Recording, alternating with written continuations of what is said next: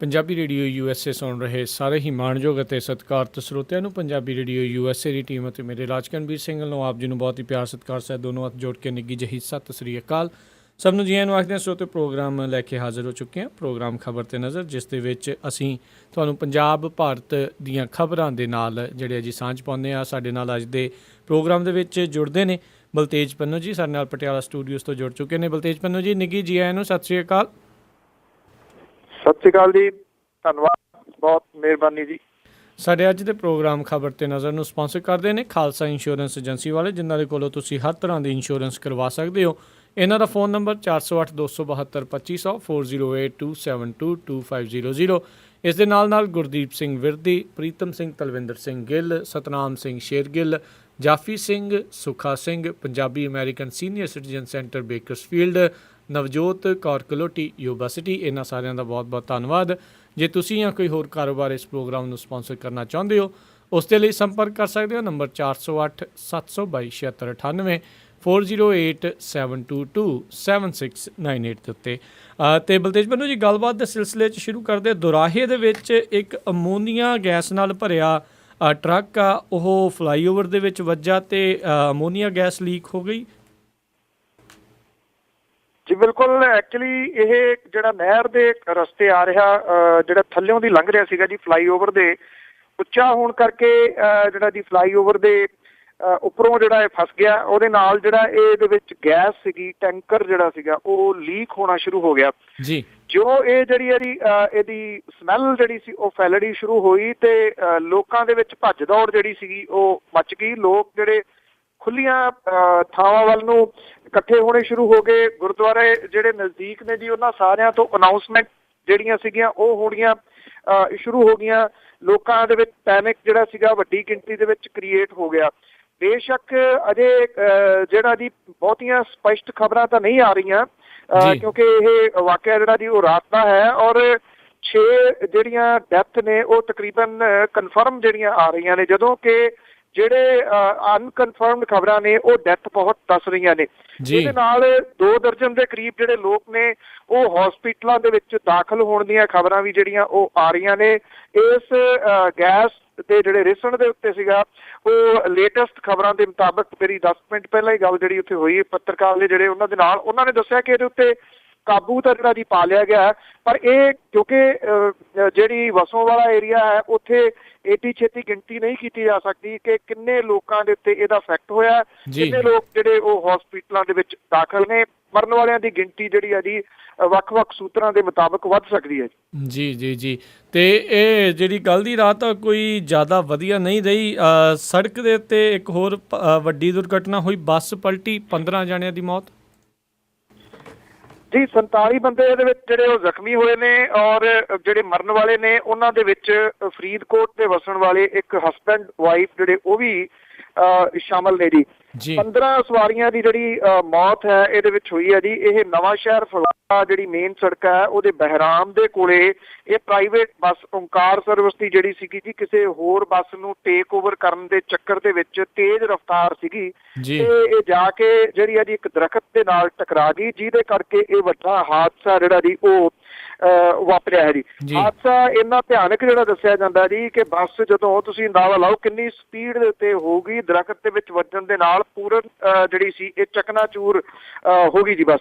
ਔਰ ਇਹਦੇ ਵਿੱਚ ਡਰਾਈਵਰ ਜਿਹੜਾ ਜੀ ਮਰਨ ਵਾਲਿਆਂ ਦੇ ਵਿੱਚ ਜਿਹੜਾ ਸ਼ਾਮਲ ਹੈ। ਬਾਘੇ ਪੁਰਾਣੇ ਦੇ ਨੇੜੇ ਇੱਕ ਹਾਦਸਾ ਜਿਹੜਾ ਜੀ ਹੋਇਆ, ਮੋਟਰਸਾਈਕਲ 2 ਆਪਸ ਦੇ ਵਿੱਚ ਭਿੜੇ ਨੇ, ਉਹਦੇ ਵਿੱਚ 3 ਨੌਜਵਾਨ ਜਿਹੜੇ ਉਹ ਮਾਰੇ ਗਏ ਨੇ ਸੜਕ ਹਾਦਸਿਆਂ ਦੇ ਵਿੱਚ। ਸੜਕਾਂ ਦੇ ਉੱਤੇ ਹਾਦਸਾ ਜਿਹੜਾ ਜੀ ਇੱਕ ਰਾਜਸਥਾਨ ਦੇ ਵਿੱਚ ਵੀ ਇੱਦਾਂ ਦਾ ਹੀ ਹੋਇਆ। ਰਾਜਸਥਾਨ ਦੇ ਵਿੱਚ ਇੱਕ ਵਿਆਹ ਵਾਲੀ ਜਿਹੜੀ ਬੱਸ ਸੀਗੀ ਜੀ, ਉਹ ਬਿਜਲੀ ਦੀਆਂ ਤਾਰਾਂ ਜਿਹੜੀਆਂ ਸੀਗੀਆਂ ਉਹਦੇ ਨਾਲ ਲੱਗ ਗਈ ਔਰ ਕਰੰਟ ਆਉਣ ਦੀ ਵਜ੍ਹਾ ਕਰਕੇ 25 ਲੋਕ ਜਿਹੜੇ ਸੀਗੇ ਇਸ ਬੱਸ ਦੇ ਵਿੱਚ ਮਾਰੇ ਗਏ। ਹਾਦਸੇ ਜਿਹੜੇ ਸੀਗੇ ਜੀ ਉਹ ਪਿਛਲੇ ਕੁਝ ਘੰਟਿਆਂ ਤੋਂ ਜਿਹੜੇ ਸੁਣ ਰਹੇ ਆ ਜੀ। ਜੀ। ਅਤੇ ਅਗਲੀ ਜਿਹੜੀ ਆਪਾਂ ਗੱਲ ਕਰਦੇ ਹਾਂ, ਪ੍ਰੋਫੈਸਰ ਦਵਿੰਦਰਪਾਲ ਸਿੰਘ ਭੁੱਲਰ ਤੋਂ ਬਾਅਦ ਦੇ ਵਿੱਚ ਖਹਿਰਾ ਨੂੰ ਵੀ ਪੰਜਾਬ ਦੇ ਵਿੱਚ ਲਿਆਉਣਗੇ। ਪ੍ਰੋਫੈਸਰ ਦਵਿੰਦਰਪਾਲ ਸਿੰਘ ਭੁੱਲਰ ਹੋਰਾਂ ਨੂੰ ਜਿਵੇਂ ਆਪਾਂ ਕੱਲ ਸਾਂਝੀ ਕੀਤੀ ਸੀਗੀ, ਮੈਂ ਤੁਹਾਨੂੰ ਕਿਹਾ ਸੀਗਾ ਕਿ ਕੁਝ ਘੰਟਿਆਂ ਦੇ ਵਿੱਚ ਜਿਹੜਾ ਜੀ ਉਹ ਆ ਸਕਦੇ ਨੇ। ਸੋ ਇੱਥੇ ਪ੍ਰੋਫੈਸਰ ਦਵਿੰਦਰਪਾਲ ਸਿੰਘ ਭੁੱਲਰ ਹੋਰਾਂ ਨੂੰ ਜਿਹੜਾ ਲਿਆਂਦਾ ਗਿਆ, ਉਹਨਾਂ ਨੂੰ ਹਸਪੀਟਲ ਦੇ ਵਿੱਚ ਜਿਹੜਾ ਜੀ ਉਹ ਦਾਖਲ ਇੱਥੇ ਕਰਵਾਇਆ ਗਿਆ। ਪਹਿਲਾਂ ਉਹਨਾਂ ਨੂੰ ਜਿਹੜਾ ਸੀਗਾ ਅੰਮ੍ਰਿਤਸਰ ਦੀ ਜੇਲ੍ਹ ਦੇ ਵਿੱਚ ਲਿਆਂਦਾ ਗਿਆ। ਜੇਲ੍ਹ ਦੇ ਡਾਕਟਰਾਂ ਨੇ ਹਦਾਇਤ ਕੀਤੀ ਕਿ ਉਹਨਾਂ ਨੂੰ ਗੁਰੂ ਨਾਨਕ ਦੇਵ ਹਸਪਤਾਲ ਦੇ ਜਿਹੜੇ ਮਨੋਰੋਗ ਵਾਰਡ ਨੇ ਉਹਨਾਂ ਦੇ ਵਿੱਚ ਦਾਖਲ ਜਿਹੜਾ ਉਹ ਕੀਤਾ ਜਾਵੇ। ਜੀ ਜੀ। ਜਿਹੜੀ ਸੁਰੱਖਿਆ ਪ੍ਰਬੰਧਾਂ ਦੇ ਅਧੀਨ ਉਹਨਾਂ ਨੂੰ ਏਸੀ ਕਮਰੇ ਦੇ ਵਿੱਚ ਜਿਹੜਾ ਜੀ ਇੱਥੇ ਸ਼ਿਫਟ ਕੀਤਾ ਗਿਆ। ਹਸਪੀਟਲ ਦੇ ਵਿੱਚ ਡਾਕਟਰਾਂ ਦੀ ਇੱਕ ਟੀਮ ਜਿਹੜੀ ਆ ਉਹ ਬਣਾਈ ਗਈ ਆ, ਜਿਹੜੀ ਬਕਾਇਦਾ ਤੌਰ ਦੇ ਉੱਤੇ ਚੈੱਕਅਪ ਜਿਹੜਾ ਜੀ ਉਹਨਾਂ ਦਾ ਕਰ ਰਹੀ ਹੈ ਜੀ। ਔਰ ਡਾਕਟਰਾਂ ਦਾ ਇਹ ਕਹਿਣਾ ਹੈ ਕਿ ਕੁਝ ਦਿਨ ਜਿਹੜੇ ਜੀ ਇਹ ਮੁਕੰਮਲ ਚੈੱਕਅਪ ਦੇ ਵਾਸਤੇ ਲੱਗ ਸਕਦੇ ਨੇ। ਇਹ ਵੀ ਕਿਹਾ ਜਾ ਰਿਹਾ ਹੈ ਕਿ ਅਗਲੇ ਕੁਝ ਦਿਨਾਂ ਦੇ ਦੌਰਾਨ ਇਹ ਸੋਮਵਾਰ ਤੱਕ ਵੀ ਜਿਹੜਾ ਜੀ ਹੋ ਸਕਦਾ ਹੈ, ਸੰਭਵ ਹੋ ਜਾਵੇ ਕਿ ਉਹਨਾਂ ਨੂੰ 40 ਦਿਨ ਦੀ ਪੈਰੋਲ ਦੇ ਉੱਤੇ ਜਿਹੜਾ ਜੀ ਉਹ ਰਿਹਾ ਕੀਤਾ ਜਾ ਸਕਦਾ ਹੈ। ਇਹਦੇ ਵਾਸਤੇ ਕਾਗਜ਼ ਪੱਤਰ ਜਿਹੜੇ ਨੇ ਉਹ ਕੀਤੇ ਜਾ ਰਹੇ ਨੇ। ਪਰ ਇਹ ਵੀ ਸਮਝਿਆ ਜਾ ਰਿਹਾ ਕਿ ਉਹ ਅੰਮ੍ਰਿਤਸਰ ਦੇ ਵਿੱਚ ਹੀ ਰਹਿਣਗੇ ਪੈਰੋਲ ਦੇ ਦੌਰਾਨ। ਇਹ ਵੀ ਹੋ ਸਕਦਾ ਹੈ ਜੇ ਉਹਨਾਂ ਦੇ ਪਰਿਵਾਰ ਦਾ ਇਹ ਫੈਸਲਾ ਹੋਵੇ ਕਿ ਉਹਨਾਂ ਨੂੰ ਪੈਰੋਲ ਦੇ ਦੌਰਾਨ ਹਸਪੀਟਲ ਦੇ ਵਿੱਚ ਹੀ ਇਲਾਜ ਨੂੰ ਜਿਹੜੀ ਹੈ ਜੀ ਉਹ ਤਰਜੀਹ ਦਿੱਤੀ ਜਾਵੇ, ਬਜਾਏ ਇਹਦੇ ਕਿ ਉਹਨਾਂ ਨੂੰ ਜਿਹੜਾ ਬਾਹਰ ਲਿਆਂਦਾ ਜਾਵੇ। ਉਧਰ ਦੂਜੇ ਪਾਸੇ 1990 ਤੋਂ ਜਿਹੜਾ ਜੇਲ੍ਹ ਦੇ ਵਿੱਚ ਹੈ ਜੀ ਕਰਨਾਟਕਾ ਦੀ ਜੇਲ੍ਹ ਦੇ ਵਿੱਚ ਗੁਰਦੀਪ ਸਿੰਘ ਖਹਿਰਾ ਜਿਹੜਾ ਕਿ ਜੱਲੂਪੁਰ ਖੇੜਾ ਥਾਣਾ ਜੰਡਿਆਲਾ ਅੰਮ੍ਰਿਤਸਰ ਦਾ ਜੀ, ਉਹਨੂੰ ਵੀ ਇੱਥੇ ਜਿਹੜਾ ਜੀ ਇੱਥੇ ਪੰਜਾਬ ਦੇ ਵਿੱਚ ਲਿਆਉਣ ਦੇ ਵਾਸਤੇ ਰਾਹ ਜਿਹੜਾ ਜੀ ਉਹ ਲਗਭਗ ਪੱਧਰਾ ਹੋ ਰਿਹਾ ਔਰ ਤਕਰੀਬਨ ਹਫ਼ਤੇ ਦੇ ਵਿੱਚ ਉਹਨੂੰ ਇੱਥੇ ਅੰਮ੍ਰਿਤਸਰ ਦੇ ਵਿੱਚ ਜਿਹੜਾ ਜੀ ਉਹ ਤਬਦੀਲ ਕੀਤਾ ਜਾ ਸਕਦਾ ਹੈ। ਇੱਧਰ ਕਰਨਾਟਕਾ ਦੀ ਪੁਲਿਸ ਨੇ 1990 ਦੇ ਵਿੱਚ ਜਿਹੜਾ ਜੀ ਟਾਡਾ ਦੇ ਅਧੀਨ ਉਹਨੂੰ ਐਕਸਪਲੋਸਿਵ ਐਕਟ ਦੀ ਧਾਰਾ 3 ਦੇ ਅਧੀਨ ਜਿਹੜਾ ਕੇਸ ਦਰਜ ਕੀਤਾ ਸੀਗਾ। ਉਹਦੇ ਉੱਤੇ ਇੱਕ ਸਿਨੇਮਾ ਘਰ ਦੇ ਵਿੱਚ ਬੰਬ ਸੁੱਟਣ ਦਾ ਜਿਹੜਾ ਉਹ ਦੋਸ਼ ਸੀਗਾ। ਇੱਕੋ ਵਾਰੀ ਉਹ ਜਿਹੜਾ ਜੀ ਪੈਰੋਲ ਦੇ ਉੱਤੇ ਆਇਆ ਔਰ ਤਕਰੀਬਨ ਜਿਹੜੇ ਸਰਕਾਰੀ ਹੈਗੇ ਨੇ ਜੀ ਉਹ ਵੀ ਇਸ ਖਬਰ ਦੀ ਜਿਹੜੀ ਆ ਉਹ ਪੁਸ਼ਟੀ ਕਰ ਰਹੇ ਨੇ ਕਿ ਜਿਹੜਾ ਇਹਨੂੰ ਵੀ ਜਲਦੀ ਇੱਥੇ ਪੰਜਾਬ ਦੇ ਵਿੱਚ ਤਬਦੀਲ ਕੀਤਾ ਜਾ ਸਕਦਾ ਜੀ। ਜੀ ਜੀ। ਅਗਲੀ ਜਿਹੜੀ ਆਪਾਂ ਗੱਲ ਕਰਦੇ ਹਾਂ, ਨੈਸਲੇ ਜੋ ਕਿ ਅਦਾਲਤ ਦੇ ਵਿੱਚ ਗਈ ਸੀ, ਉਸ ਨੂੰ ਕੋਈ ਰਾਹਤ ਨਹੀਂ ਜੀ। ਨੈਸਲੇ ਜਿਹੜੀ ਕੰਪਨੀ ਹੈ ਜੀ ਉਹਨੇ ਅਦਾਲਤ ਦੇ ਵਿੱਚ ਇਹ ਮਾਮਲਾ ਜਿਹੜਾ ਲੈ ਕੇ ਗਈ ਸੀਗੀ, ਪਰ ਇਹਨੂੰ ਤੁਰੰਤ ਜਿਹੜੀ ਹੈ ਜੀ ਉਹ ਕੋਈ ਬਹੁਤੀ ਰਾਹਤ ਜਿਹੜੀ ਹੈ ਜੀ ਉਹ ਨਹੀਂ ਮਿਲੀ। ਜਿਹੜੀ ਅਦਾਲਤ ਹੈ ਉਹਨੇ ਕਿਹਾ ਜੀ ਕਿ ਇਹਦੇ ਉੱਤੇ ਤੁਰੰਤ ਜਿਹੜੀ ਰੋਕ ਲਾਈ ਹੋਈ ਹੈ ਸਰਕਾਰ ਦੀ, ਇਹਨੂੰ ਉਹ ਅਜੇ ਜਿਹੜਾ ਜੀ ਇਹਦੇ ਉੱਤੇ ਸਟੇ ਦੇਣ ਦੇ ਵਾਸਤੇ ਤਿਆਰ ਨਹੀਂ ਹੈ। ਨੈਸਲੇ ਇੰਡੀਆ ਨੂੰ ਮੁੰਬਈ ਹਾਈ ਕੋਰਟ ਜਿਹੜੀ ਸੀ ਉਹਦੇ ਤੋਂ ਕੋਈ ਰਾਹਤ ਨਹੀਂ ਮਿਲੀ। ਅਦਾਲਤ ਨੇ ਕੇਂਦਰੀ ਖੁਰਾਕ ਸੁਰੱਖਿਆ ਅਥਾਰਟੀ ਤੇ ਮਹਾਰਾਸ਼ਟਰ ਸਰਕਾਰ ਦੇ ਵੱਲੋਂ ਮੈਗੀ ਨੂਡਲਸ ਦੇ 9 ਬ੍ਰਾਂਡ ਜਿਹੜੇ ਨੇ ਉਹਦੇ ਉੱਤੇ ਲਾਈ ਪਾਬੰਦੀ ਤੇ ਰੋਕ ਜਿਹੜੀ ਆ ਉਹ ਲਾਉਣ ਤੋਂ ਨਾ ਜਿਹੜੀ ਆ ਉਹ ਕਰ ਦਿੱਤੀ ਹੈ ਜੀ। ਜਿਹੜੀ ਅਦਾਲਤ ਹੈ ਉਹਨੇ ਕਿਹਾ ਕਿ 2 ਹਫ਼ਤਿਆਂ ਦੇ ਵਿੱਚ ਦੋਨੋਂ ਧਿਰਾਂ ਜਿਹੜੀਆਂ ਨੇ ਆਪੋ ਆਪਣੇ ਹਲਫਨਾਮੇ ਜਿਹੜੇ ਨੇ ਉਹ ਦਾਖਲ ਕਰਨ ਤੇ 30 ਜੂਨ ਨੂੰ ਜਿਹੜੀ ਹੈ ਜੀ ਇਹਦੇ ਉੱਤੇ ਮੁੜ ਕੇ ਸੁਣਵਾਈ ਹੋਊਗੀ। ਜਿਹੜਾ ਅਦਾਲਤ ਦਾ ਬੈਂਚ ਆ ਉਹ ਕਹਿੰਦਾ ਮੈਗੀ ਬਾਜ਼ਾਰ ਦੇ ਵਿੱਚ ਵਿਕਣੀ ਬੰਦ ਹੋ ਗਈ ਆ। ਹੁਣ ਪਾਬੰਦੀ ਦੇ ਹੁਕਮਾਂ ਤੇ ਰੋਕ ਲਾਉਣ ਦੀ ਕੋਈ ਤੁਕ ਜਿਹੜੀ ਆ ਉਹ ਨਜ਼ਰ ਨਹੀਂ ਆਉਂਦੀ। ਅਦਾਲਤ ਨੇ FSSAI ਨੂੰ ਇਹ ਕਿਹਾ ਕਿ ਜੇ ਉਹ ਨੈਸਲੇ ਖਿਲਾਫ ਕਾਰਵਾਈ ਆਰੰਭਦੀ ਆ ਤਾਂ ਉਹਨੂੰ ਕੰਪਨੀ ਨੂੰ 72 ਘੰਟਿਆਂ ਦਾ ਨੋਟਿਸ ਜਿਹੜਾ ਜੀ ਉਹ ਦੇਣਾ ਪਊਗਾ। ਮੈਗੀ ਸਣੇ ਨੈਸਲੇ ਦੇ ਜਿਹੜੇ ਪ੍ਰੋਡਕਟ ਨੇ ਜੀ ਉਹਦੇ ਵਿੱਚ ਲੋੜ ਤੋਂ ਵੱਧ ਸਿੱਕਾ ਜਿਹੜਾ ਪਾਇਆ ਗਿਆ ਸੀਗਾ, ਜਿਹਦੇ ਕਰਕੇ ਇਹ ਸਾਰਾ ਚੱਲ ਰਿਹਾ ਔਰ ਦੇਸ਼ ਭਰ ਦੇ ਵਿੱਚ 23% ਨਮੂਨੇ ਜਿਹੜੇ ਨੇ ਉਹ ਫੇਲ ਹੋਏ ਜੀ ਜੀ। ਤੇ ਅਗਲੀ ਜਿਹੜੀ ਆਪਾਂ ਗੱਲ ਕਰਦੇ ਹਾਂ, ਜਿਹੜੇ ਤੋਮਰ ਆ ਜਿਨ੍ਹਾਂ ਦੇ ਉੱਤੇ ਜਾਲੀ ਡਿਗਰੀ ਦਾ ਮਾਮਲਾ ਚੱਲ ਰਿਹਾ ਦਿੱਲੀ ਸਰਕਾਰ ਦੇ ਵਿੱਚ, ਉਹਨਾਂ ਨੇ ਆਮ ਆਦਮੀ ਪਾਰਟੀ ਨੇ ਇਹ ਮਾਮਲਾ ਹੁਣ ਇੰਟਰਨਲ ਲੋਕਪਾਲ ਨੂੰ ਦਿੱਤਾ। ਆਈ ਥਿੰਕ ਇਹ ਫੈਸਲਾ ਜਿਹੜਾ ਜੀ ਥੋੜਾ ਦੇਰ ਦੇ ਨਾਲ ਪਾਰਟੀ ਨੇ ਕੀਤਾ ਜੀ। ਸਹੀ ਜਿਹੜਾ ਫੈਸਲਾ ਹੈ, ਕਿਉਂਕਿ ਜੇ ਜਤਿੰਦਰ ਸਿੰਘ ਤੋਮਰ ਦੇ ਉੱਤੇ ਕੋਈ ਦੋਸ਼ ਲੱਗਦਾ ਸੀਗਾ ਤਾਂ ਪਾਰਟੀ ਨੂੰ ਉਹਦੇ ਲਈ ਸਟੈਂਡ ਨਹੀਂ ਸੀ ਲੈਣਾ ਚਾਹੀਦਾ ਜੀ। ਤੁਰੰਤ ਜਿਹੜੀਆਂ ਪ੍ਰੈਸ ਕਾਨਫਰੰਸ ਕੀਤੀਆਂ ਗਈਆਂ ਸੀ ਉਹਦੀ ਗ੍ਰਿਫਤਾਰੀ ਤੋਂ ਬਾਅਦ ਉਹ ਫਿਰ ਇਸ ਤਰ੍ਹਾਂ ਦਾ ਵਾਪਸ ਜਾਣਾ ਜਿਹੜਾ ਔਖਾ ਹੁੰਦਾ ਜੀ। ਪਰ ਹੁਣ ਪਾਰਟੀ ਨੇ ਇਹ ਗੱਲ ਆਖੀ ਹੈ ਕਿ ਜਤਿੰਦਰ ਸਿੰਘ ਤੋਮਰ ਆਪਣਾ ਕੇਸ ਜਿਹੜਾ ਜੀ ਆਪ ਲੜੇ। ਪਾਰਟੀ ਜਿਹੜੀ ਹੈ ਉਹਨੂੰ ਵਕੀਲ ਪ੍ਰੋਵਾਈਡ ਨਹੀਂ ਕਰੂਗੀ। ਜਿਹੜਾ ਇੰਟਰਨਲ ਲੋਕਪਾਲ ਹੈ ਉਹਨੂੰ ਇਹ ਕੇਸ ਜਿਹੜਾ ਦੇ ਦਿੱਤਾ ਗਿਆ। ਦਿੱਲੀ ਦੇ ਮੁੱਖ ਮੰਤਰੀ ਅਰਵਿੰਦ ਕੇਜਰੀਵਾਲ ਹੋਰੀ ਜਤਿੰਦਰ ਸਿੰਘ ਤੋਮਰ ਤੋਂ ਵਾਹਵਾ ਜਿਹੜੇ ਜੀ ਉਹ ਖਫਾ ਦੱਸੀਦੇ ਨੇ। ਇਹ ਕਿਹਾ ਜਾ ਰਿਹਾ ਕਿ 2 ਦਿਨਾਂ ਦੇ ਵਿੱਚ ਇੰਟਰਨਲ ਲੋਕਪਾਲ ਜਿਹੜਾ ਜੀ ਉਹ ਆਪਣੀ ਰਿਪੋਰਟ ਪਾਰਟੀ ਨੂੰ ਦੇਊਗਾ। ਤੋ ਜਿਹੜਾ ਇੱਕ ਪ੍ਰੋਸੈਸ ਹੈ ਉਹਦੇ ਤਹਿਤ ਜਿਹੜਾ ਜੀ ਤੋਮਰ ਨੂੰ ਪਾਰਟੀ ਤੋਂ ਬਾਹਰ ਕੀਤਾ ਜਾ ਸਕਦਾ। ਇੱਕ ਫੈਸਲਾ ਜਿਹੜਾ ਜੀ ਉਹ ਪਾਰਟੀ ਦੇ ਵੱਲੋਂ ਆ ਸਕਦਾ ਜੀ ਦਿੱਲੀ ਦੇ ਵਿੱਚ। ਜਤਿੰਦਰ ਸਿੰਘ ਤੋਮਰ ਜਿਹੜਾ ਕਿ ਦਿੱਲੀ ਦਾ ਸਾਬਕਾ ਕਾਨੂੰਨ ਮੰਤਰੀ ਹੈ, ਤੇ ਪਿਛਲੇ ਦਿਨੀ ਦਿੱਲੀ ਦੀ ਪੁਲਿਸ ਨੇ ਉਹਨੂੰ ਗ੍ਰਿਫਤਾਰ ਜਿਹੜਾ ਕੀਤਾ ਸੀਗਾ। ਹਾਲਾਂਕਿ ਕੁਝ ਜਿਹੜੀਆਂ ਖਬਰਾਂ ਨੇ ਉਹ ਅਸਪਸ਼ਟ ਜੀਆਂ ਇਹ ਵੀ ਚੱਲੀ ਜਾਂਦੀਆਂ ਨੇ ਕਿ ਉਹਦੀ ਜਿਹੜੀ ਡਿਗਰੀ ਆ ਉਹ ਸਹੀ ਨਿਕਲੀ ਹੈ, ਪਰ ਇਹਨਾਂ ਖਬਰਾਂ ਦੀ ਪੁਸ਼ਟੀ ਨਹੀਂ ਹੋ ਰਹੀ ਜੀ ਕਿਤੋਂ।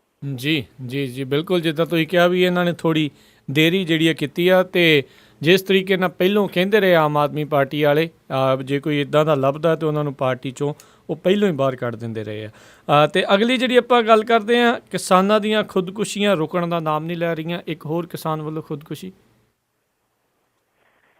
ਬਿਲਕੁਲ ਜੀ, ਇਹ ਜਿਹੜਾ ਮਾਮਲਾ ਹੈ ਆਪਾਂ ਕਈ ਵਾਰੀ ਇਹਦੀ ਗੱਲ ਕੀਤੀ ਹੈ ਕਿ ਰੀਜ਼ਨ ਜਿਹੜੇ ਸੋ ਪਿੰਡ ਛਾਜਲੀ ਪੈਂਦਾ ਜੀ ਸੁਨਾਮ ਦੇ ਨੇੜੇ ਹਰਵਿੰਦਰ ਦਾਸ ਜਿਹੜਾ ਸੀਗਾ ਜੀ ਉਹ ਕਰਜ਼ੇ ਦੇ ਬੋਝ ਦੇ ਹੇਠ ਦੱਬਿਆ ਹੋਇਆ ਉਹਨੇ ਆਤਮ ਹੱਤਿਆ ਜਿਹੜੀ ਹੈ ਜੀ ਉਹ ਕਰ ਲਈ ਆ। ਉਹਦਾ ਪੋਸਟਮਾਰਟਮ ਜਿਹੜਾ ਜੀ ਉਹ ਕੀਤਾ ਗਿਆ। ਜਿਹੜਾ ਕਿਸਾਨ ਆਗੂ ਹੈ ਇੱਥੋਂ ਛਾਜਲੀ ਦਾ ਉਹ ਸੰਤਰਾ ਉਹ ਦੱਸਦਾ ਹੈ ਕਿ 1.5 ਏਕੜ ਜ਼ਮੀਨ ਦਾ ਮਾਲਕ ਸੀਗਾ ਹਰਵਿੰਦਰ ਦਾਸ, ਔਰ ਉਹਦੀ ਜਿਹੜੀ ਦਿਨੋਂ ਦਿਨ ਡਿੱਗ ਰਹੀ ਆਰਥਿਕਤਾ ਸੀਗੀ ਉਹਦੇ ਕਰਕੇ ਉਹ ਚਿੰਤਤ ਰਹਿੰਦਾ ਸੀਗਾ। ਪਿਛਲੇ ਜਿਹੜਾ ਜੀ ਉਹ 13 ਸਾਲਾਂ ਦੇ ਦੌਰਾਨ ਜਿਹੜੇ ਉਹ ਹੋਰ ਜ਼ਮੀਨ ਲੈ ਕੇ ਵੀ ਠੇਕੇ ਦੇ ਉੱਤੇ ਖੇਤੀ ਜਿਹੜੀ ਕਰਦਾ ਸੀਗਾ।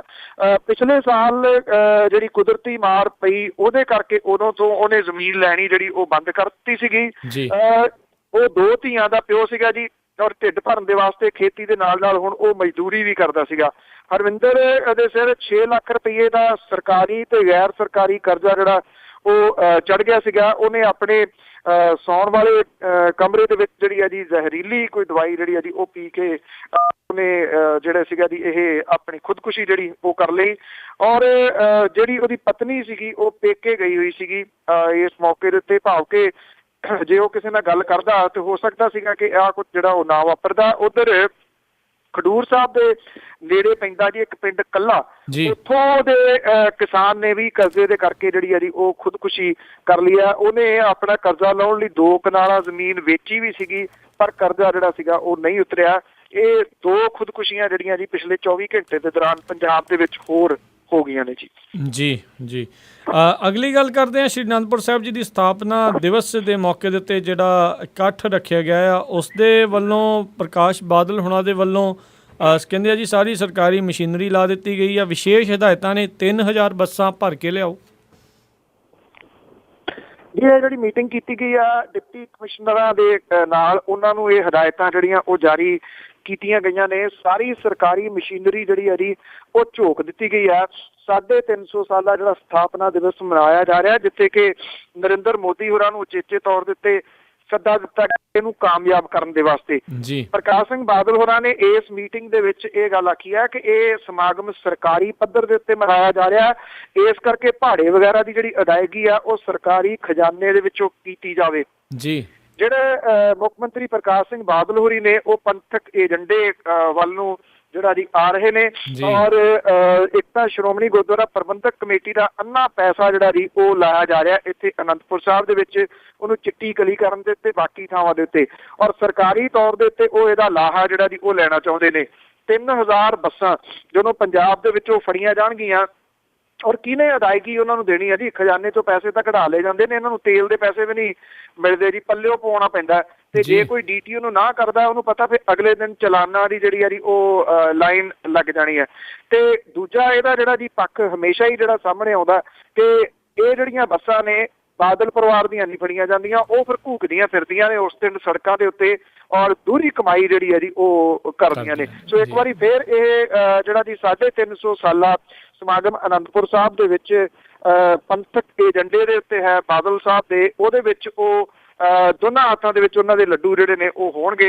ਇੱਕ ਪਾਸੇ ਉਹ ਇਹਦਾ ਸਿਆਸੀ ਲਾਹਾ ਲੈ ਰਹੇ ਹੋਣਗੇ ਤੇ ਦੂਜੇ ਪਾਸੇ ਕਮਰਸ਼ੀਅਲ ਲਾਹਾ ਜਿਹੜਾ ਜੀ ਉਹਨਾਂ ਦੇ ਦੀਆਂ ਕੰਪਨੀਆਂ ਲੈ ਰਹੀਆਂ ਹੋਣਗੀਆਂ।